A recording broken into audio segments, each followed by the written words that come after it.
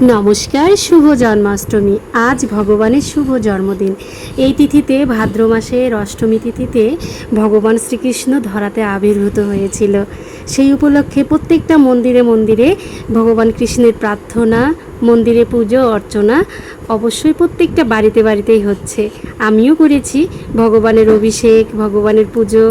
তারপর আমি র্যালিতে গিয়েছি। জীবনে প্রথমবার উপোস করে আমি র্যালিতে অংশগ্রহণ করেছি।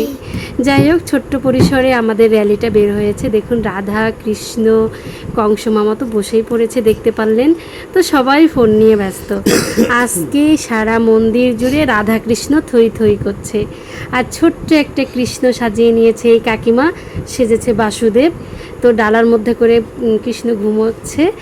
তো এই যে ছোট্ট ছোট্ট রাধা কৃষ্ণ, বড় বড়ও রয়েছে। তো আপনাদের সবটাই দেখালাম। এখন এই মন্দির থেকে আবার বিশাল বড় র্যালি পুরো শহরটা পরিক্রমা করবে।